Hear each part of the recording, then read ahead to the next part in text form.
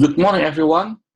Eddie here, Things Education lecturer of managed risk management. As promised to you before, that we would have a discussion today with the module 4, and we are going to look into your assessment, the second assessment, which is due tomorrow.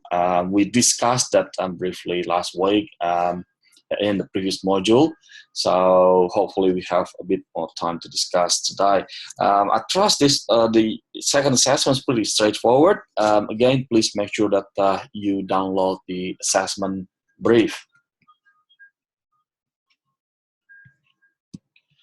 Okay, now let's have a look at this one here. Again, highly recommended you go through learning materials because this presentation is just a short presentation to bring to you some key concepts that you need to learn with this module, and you can find details on your study guide. All right, again, this is my favorite topic, the advice, survival kits for everybody. Make sure you download the study guide. Make sure you download the assessment brief, assessment template, including for the second assessment. And you also download the subject outline. And please make sure you also go through each module in the study guide according to the timeline.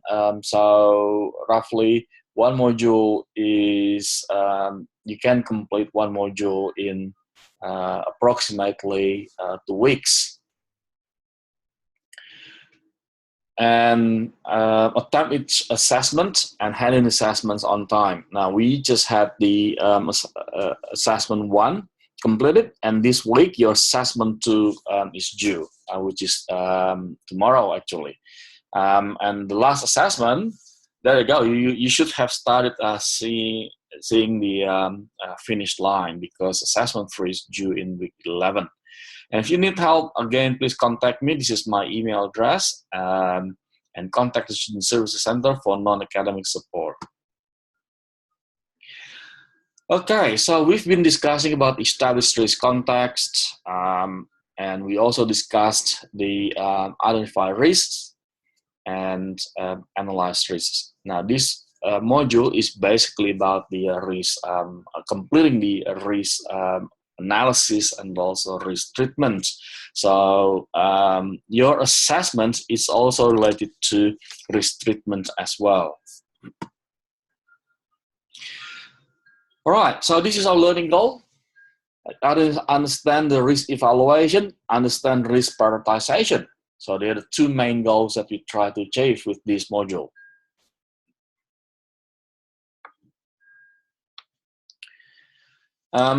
Okay, and look, the purpose of risk evaluation is to assist in making decisions. Okay, so the organization that we work for may face a number of risks. Okay, in one of my previous jobs, we identified risk events, a lot of risk events. How many? Well, look, there were actually as many as 3 pages that we have identified, because we are managing the Asia Pacific region at that time. Okay, many things that we try to identify, starting from little things such as this equipment doesn't work, or a supplier would not send us the materials on time, or the trial at the clinics didn't go through as expected. So many things. So we listed the roughly 3 pages of risk events. Okay, now out of these 3 pages of risk events, or number of risk events that we have identified, the question for us is which one that we want to manage first. Okay, please remember that we have limitation. Okay, limitation in terms of what? Limitations in terms of resources. Okay, we have resources limitation. All organizations do. That's just a fact in our life. Okay, that's just a fact that we have. All organizations have limitations. Okay, So we will need to evaluate the risks. Okay, and based on the outcomes of risk analysis, we will do that. Okay, about which risks need treatment and the priority for treatment implementation. Okay, now still risk evaluation.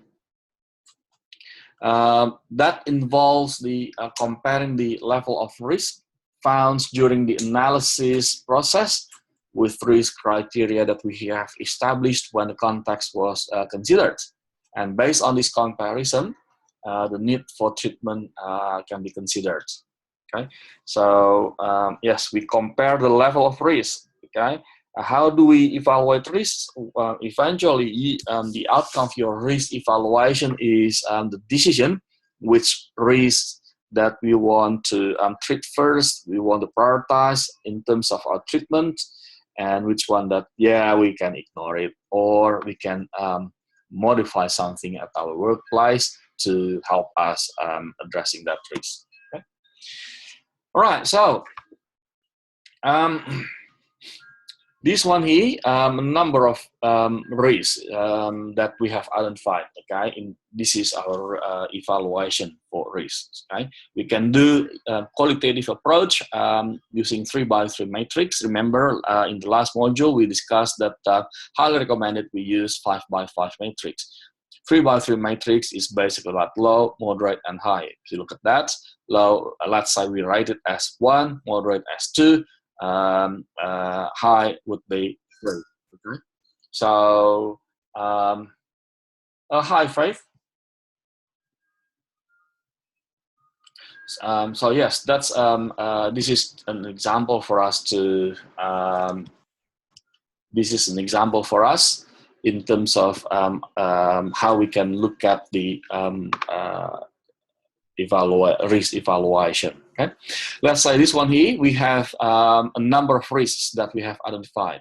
Okay, data loss, for instance, network speed, server downtime, email service down. Okay, so let's say for argument's sake, our organization has listed 4 risks. Okay, and what's next? Remember in the previous module we discussed about analyzing risks based on likelihood and impact. Okay, we can rate it likelihood. If we use 3x3 matrix, again, I would recommend you to use 5x5. Okay, you could rate it from 1 to 5, 1 being low, 5 being high, for instance, and moderate would be a 3. Okay, so 5x5 is arguably more sensitive rather than 3x3. Let's say to simplify our discussion, we use 3x3 matrix. Okay, now with this 3x3 matrix, let's say based on our discussion with our stakeholders, our stakeholders advise us that the likelihood for data loss would be low. Okay. How low is that? Let's say 1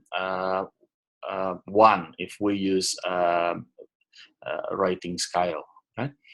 And what about the impact? Well, if data loss happens, the impact would be quite high, and yeah, so if we multiply those, we can get moderate rating. Okay, therefore, look, this is the beauty of using. This is the beauty of using.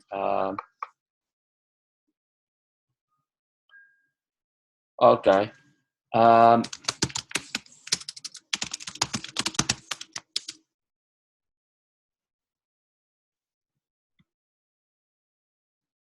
Oh, okay. Thanks a lot. If you can't hear me, I'll try something else.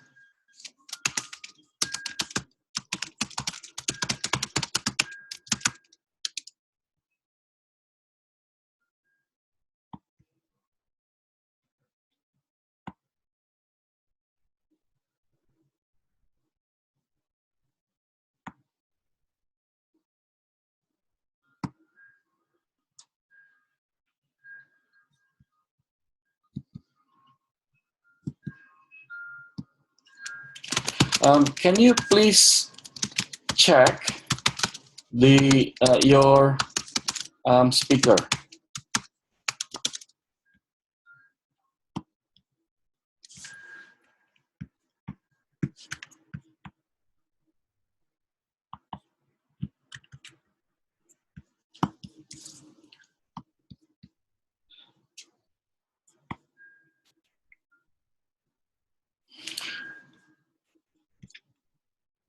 All right, now let's continue with this.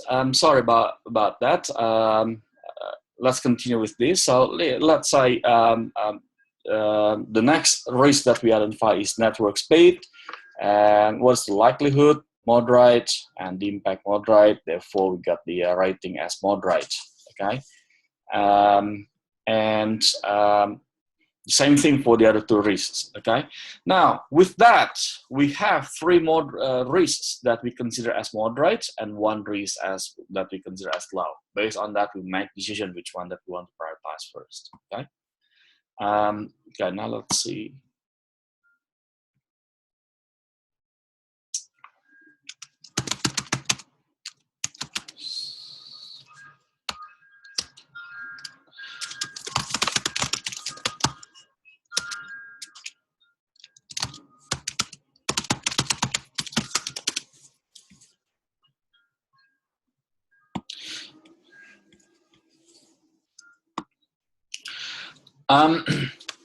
And some other organizations use a more sensitive approach, more diagnostic approach, such as the quantitative. They quantify the likelihood and impact. They got the they will spread the risks based on the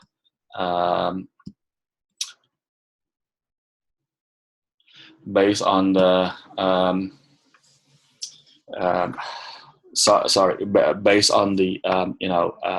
measures like this, 0.1, 0.3, and so on and so forth. So we map them.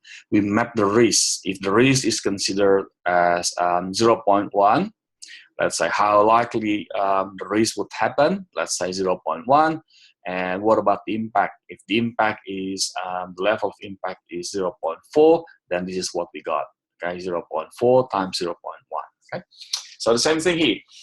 If the likelihood is 0.9, whilst the impact is 0.4, we get 0.36. This one is quite dangerous. If you look at that, this one should be prioritized. Okay, so this one may be more sensitive rather than the previous one that we discussed. Okay, so you can also use this one, this approach to understand the the level of risk when you evaluate it.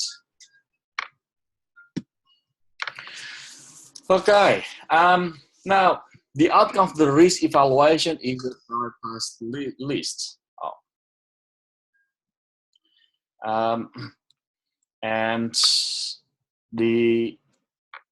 And again, why do we have to prioritize risk? As we discussed before, we prioritize risk because we have limited resources. Okay, not everything can be treated in the same way.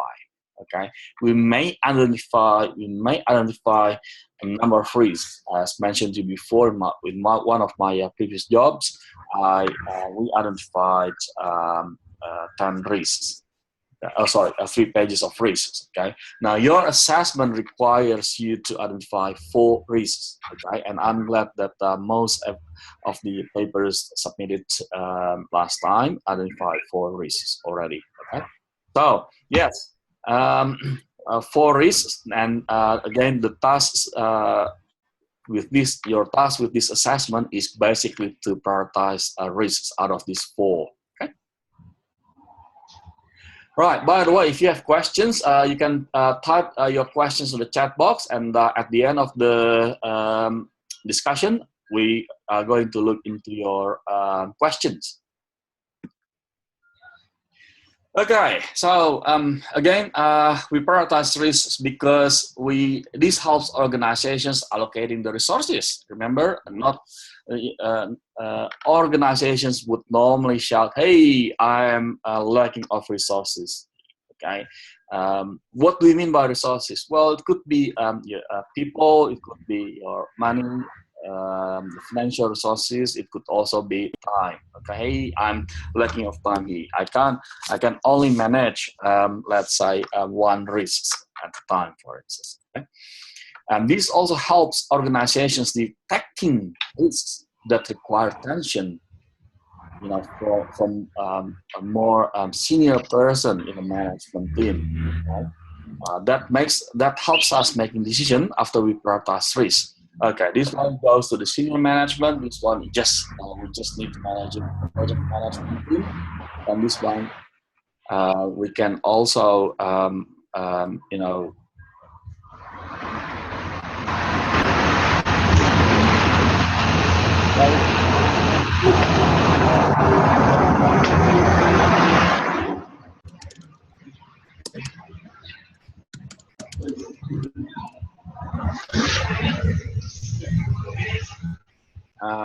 And organization will have limited resources to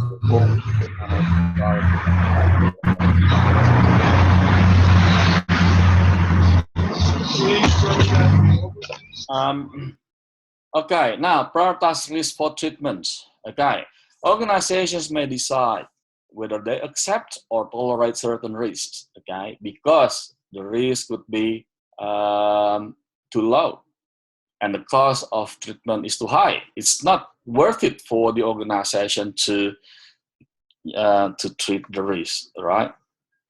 Let's say if the cost is very high, $10,000, and yeah, if the risk happens, well, we just lose, you know, $100, for instance. Yes, it's not worth it for us. Okay, and there is no effective treatment available. Right? If there's no effective treatment available, well, that's it. We can't do anything about it. Okay, and probably the opportunities outweigh the risks. Okay? There are some reasons why organizations may decide to accept or to tolerate certain risks. Okay? Now, the question for us is, as an organization, is how do we know the risk is low enough to be acceptable? Okay, or on the other side, too high for us to manage. Okay, or too expensive for us to you know, to manage. Okay, look, there is a concept here. You will also be able to find it on your learning guide, and if you Google this on your search box, you will be able to find the LR principle as low as reasonably practicable categories. So we can classify risks based on the categories, like risks are intolerable because the quantified risks cannot be justified except in extraordinary circumstances. Okay. The second one is broadly acceptable, provided risk management systems are in place and do not require expenditure on further risk reduction. And the third one is the acceptable or tolerable, and further risk reduction is either impracticable or too costly. Just so we just need to make a decision around that, these two areas. And therefore, such risks are considered as low as reasonably practicable, right, at the time of assessment. Okay, but when we have new information that suggests different, then we need to assess again. Right. All right. From diagram perspective, your study guide also suggests this one here. If you look at that, we have the effort required to reduce risks, and the other one is increasing individual risks and societal concerns. So that's the level of risks. Okay, and this is the effort. Okay, if you look at that, intolerable region, risks that fall in intolerable region.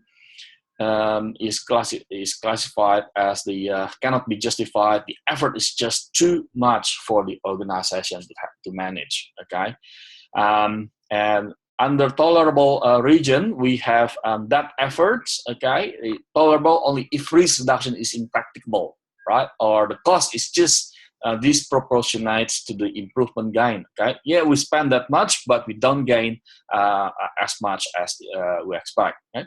And C is basically about residual risk tolerable only if further risk reduction is impracticable. Okay. Now, the last one in D category is basically risks that fall under broadly acceptable region. Here we monitor to maintain assurance that risk remains at this level. Okay. Now, those who like the a different type of graphics, if you type your Google search box ALARP, you may also be able to find this one here. I like this one, and I like this website. This is basically telling us a lot. Okay, let's say this is our risks. Okay, and this is if you look at that axis, the x-axis in here, this shows the cost benefits. Okay, so and this one here is our cost. Okay, how much cost that cost by benefit, and this one here shows. The second y-axis is basically about the cost that we need to spend. Okay, risks and costs. Okay, this is the level of risks. Okay, if we don't spend that that much, if we don't spend any resources, then we are not managing it. Okay, remember when we manage risks, we may also need to spend some resources like money, time, and also people, right? People's time. Okay, so that level. Okay, so we spend. Okay, if you look at that, the level of risk, we expect the level of risk would come down. At the same time, when we increase our effort, or that means our costs. Okay, we expect that if the cost increases but the level of risk does not decrease, then something's wrong in here. So we are not effective in our management. Okay.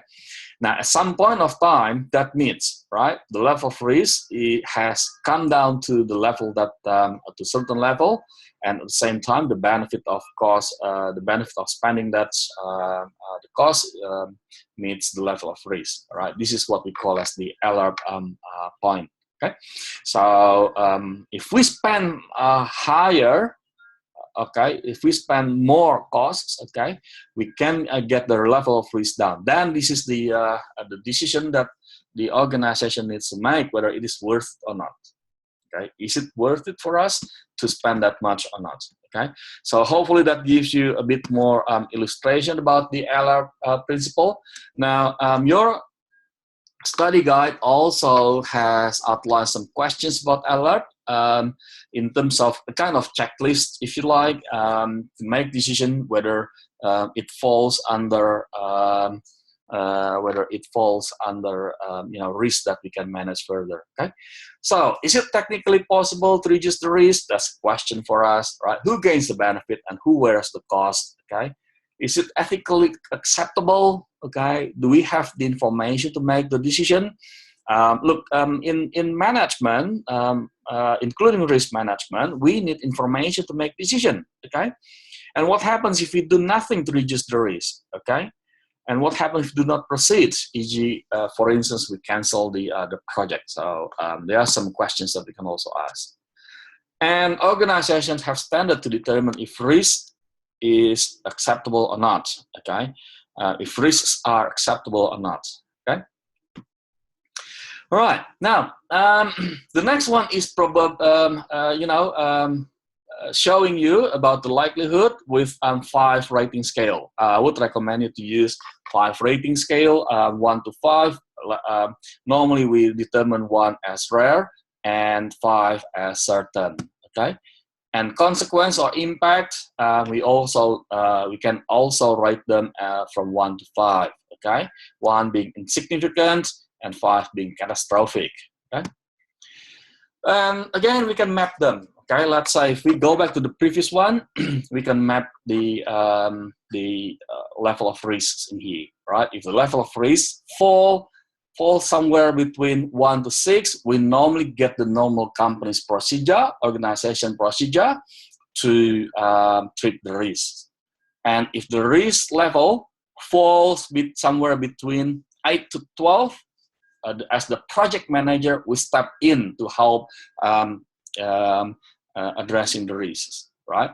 And if it is quite high, like from 15 to 25, we normally get the senior management team to step in, right? We talk to our managers, we talk to the senior managers or the management team member, the other management team members as well to help us battling this. Okay? Now this one here is more sensitive. It's more diagnostic, if you like. This one here is adapted from the Project Management Institute, and these guys are the these guys are the organization who produce the PMBOK, Project Management Body of Knowledge. Okay, and as you can see that risk management is a multidiscipline. It has a project management component. It has WHS component. It has a financial like insurance component as well. So it is multidiscipline. So we learn from many things. Definitely it has strategy component and management, general management component. Okay, so based on here, risk can be viewed as negative or positive. Okay, threats or opportunities. Okay, and we can map the likelihood and also the impact. Okay, the likelihood could be 0.1, 0.3 until 0.9, whilst the impact could be from 0.05 until 0.8. Okay, so we can map them, okay, to reflect that. How does an organization determine whether a likelihood is 0.1 and impact is let's say 0.10? For instance, okay. Well, it depends on the company's measures as well. Okay, in terms of impact, for instance, how much money that they need, that they are going to lose, for instance, to determine that an impact is 0.1 or an impact is 0.8. Okay, losing $20,000, for instance, as because of something may be considered as moderate by some organizations.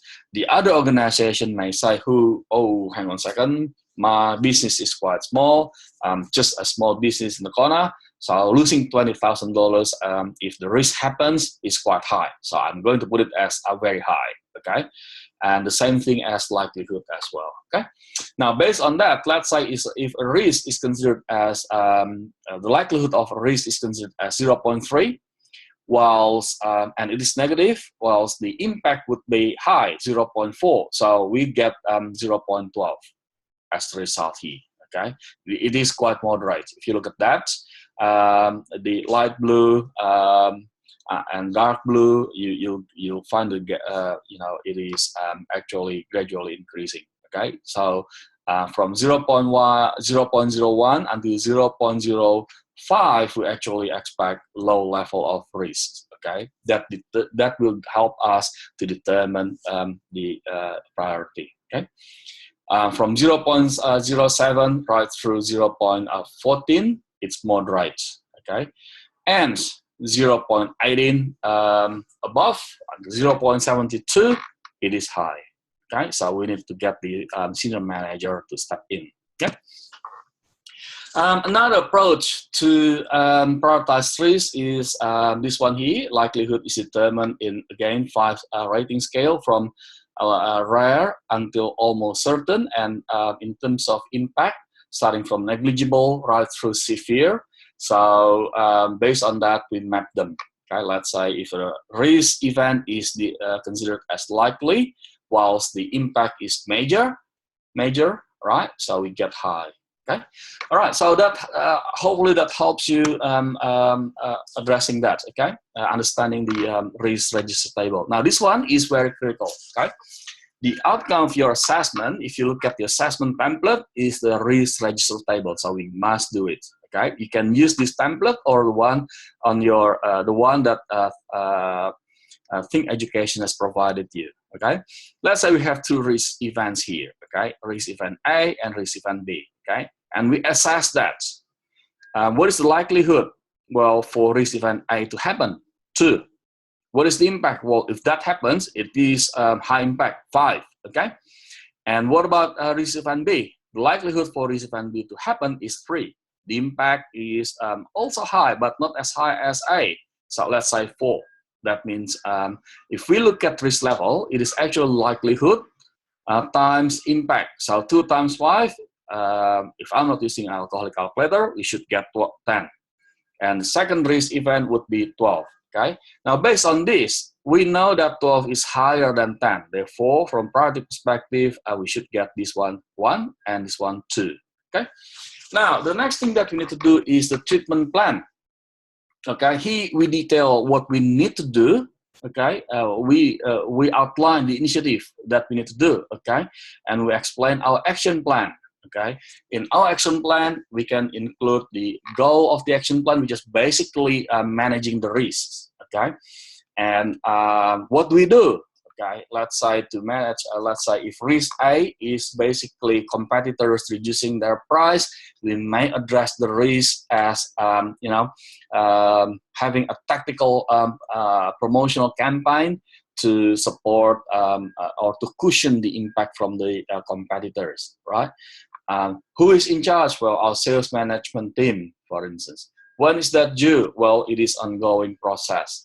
And risk reassessment, which is basically reassessing risk, we expect priority to drop. Okay, let's say the impact would come down from 5 to 4. That means the risk assessment here would be 8.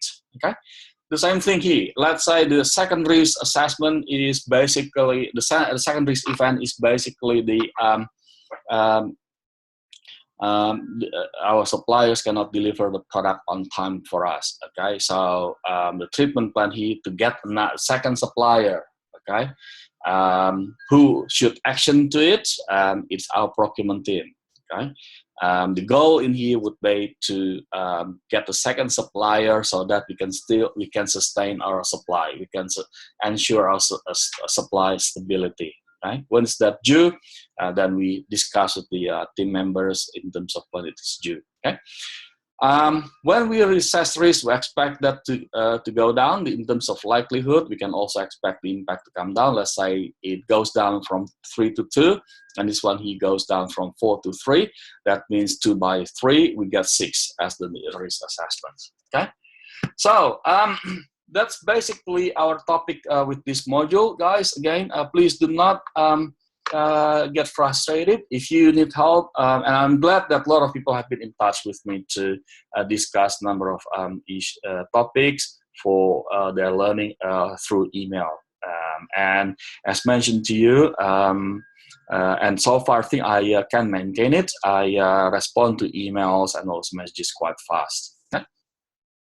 Right, so what's next? Go through your module 4, attempt all tasks, and remember your assessment 2 is due this Sunday, tomorrow. Okay, and contact me. That's my email address. Okay, so and stay tuned for the next module. We still have 2 more modules to discuss. Okay, and please look at the announcement.